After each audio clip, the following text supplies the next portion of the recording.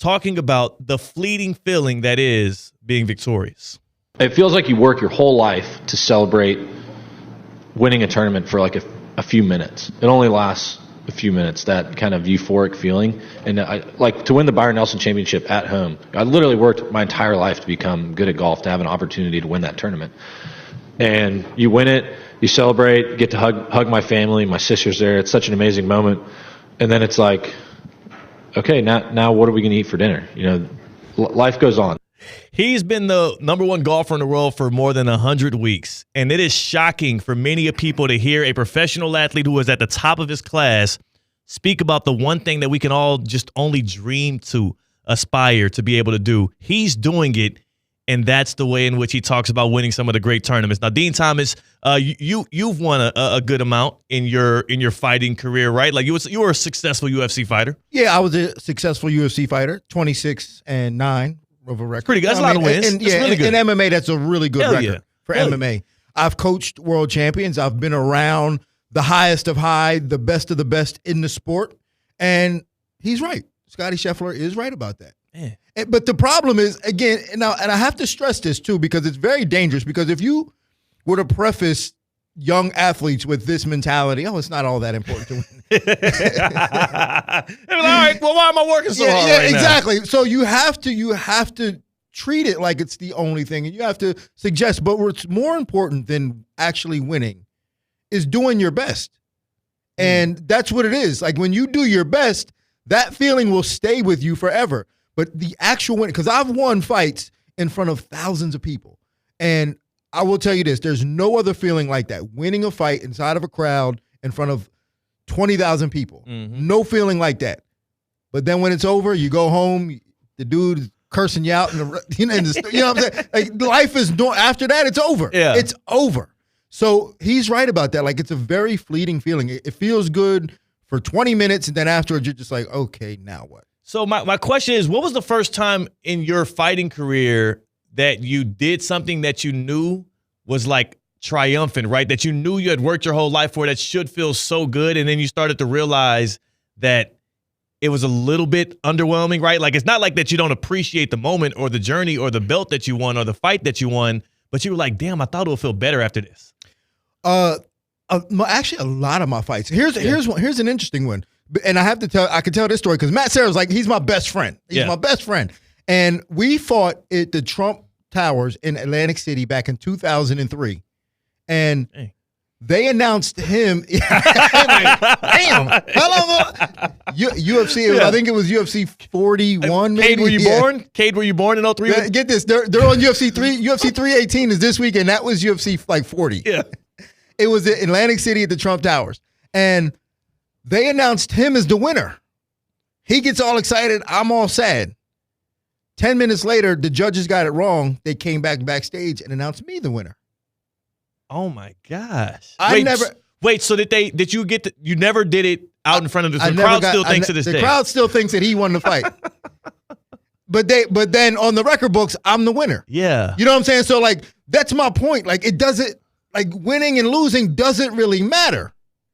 It's kind of arbitrary. How did you feel after the fight when they announced him as the winner? Did you feel like you had got? I felt like I won. I felt like, yo, really? I was like, I couldn't believe. Like, if you ever watched the video of that, my head just got. I look over and like, what? What are they talking? I couldn't believe it. And how did Matt react? His whole crowd, his whole like it was in because he's from New York, so everybody was all excited. He's jumping up and down like, I can't believe we pulled this off. Yeah. And then they go back and tell him that he lost, so he had to eat it. And then they told me I won, and we got excited for like 5 minutes. And then afterwards, I'm like, yeah, but I got robbed of the moment. The moment, like the one moment that I'm really looking forward to celebrating, I got robbed of that moment. And then, so I got to celebrate for like 5 minutes with my people. Yeah. And then after that, it was right back to normal, right back to being broke. Yeah, you still got the same bills, the same responsibilities. Still got the same bills, same beat up car back in 2003, same thing. But that's what it is, like winning and losing. Like that was an important moment in my life when I realized that winning and losing isn't the important thing, because even though they announced him the winner, I knew that I fought good. Yeah. And I was happy with the way I fought. So like even if he did come out way the winner, I'd be like, yeah, this sucks, but I knew how well I fought. Because you felt like, and that's part of it too, is like, have you ever had a time in your career where you felt like you left some on the bone, but still got the win or still was rewarded? Oh, And yeah. then you're like, it didn't feel that good. There was a time in my career where I did not want to fight anybody who was bad because it didn't feel good. I was like, it didn't. Yeah, I was like, man, down. I'm punching down, man. I don't want to fight these guys. Yeah. Like, I want to fight somebody that's good. So, like, yeah, for sure. There's been times where you get the win and you're like, that wasn't that great, but ain't even worth it. So it's like the anti-Jake Paul. Yeah. It's like, he's like, I want to fight one dude with his arm tied behind his back. Can I get signed up for that, please? Yeah, man, no one has been able to, pick their opponents like Jake Paul. Yeah. That guy, he's really good about How old is Muhammad Ali now? Like, can we go get him up? Can we get him in? Like, anybody over 40? Can we get him in there? So you were the opposite, and I understand you on that because it's like winning a video game on easy mode. It's like at the end of the day. At the end of the day, like it's not.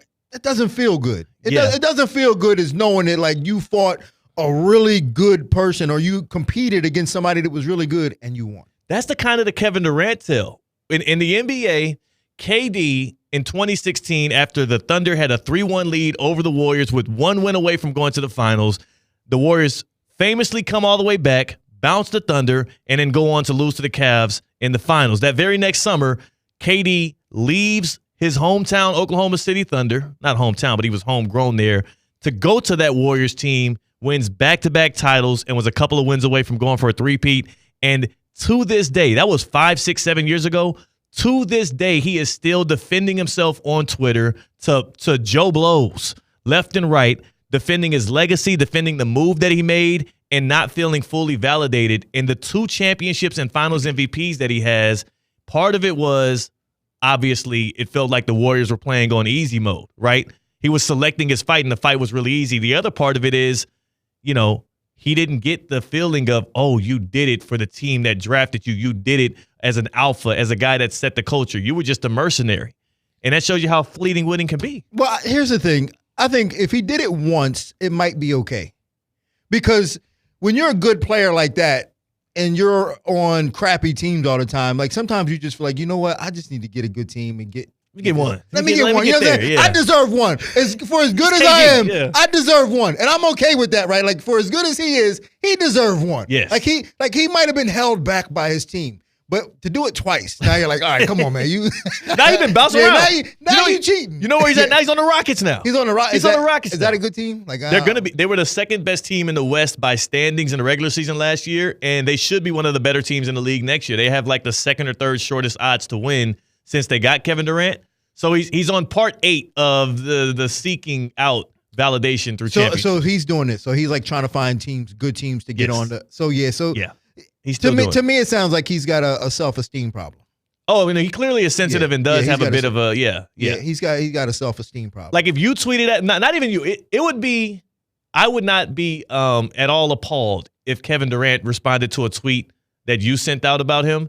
He will if intern Zeke created a Twitter account right now and tweeted something negatively or disparaging about KD, or even just said something like, KD, I don't know about his mid-range jumper. He could work on that.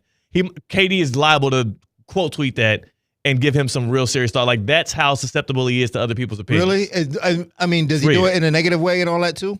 Sometimes he tries to dunk on people, but often he responds to trolls left and right on Twitter. That's a problem. See, because for me, man, like if he got a little sassy with me, I'll punch him in the face.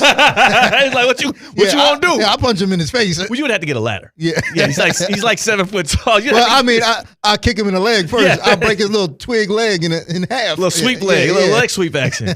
Man, but it's funny, man. They talk about like the dopamine release and all of that stuff, and the dopamine is more so in the chase, and it's not in the actual having. Like it's about getting there and not necessarily having the trophy.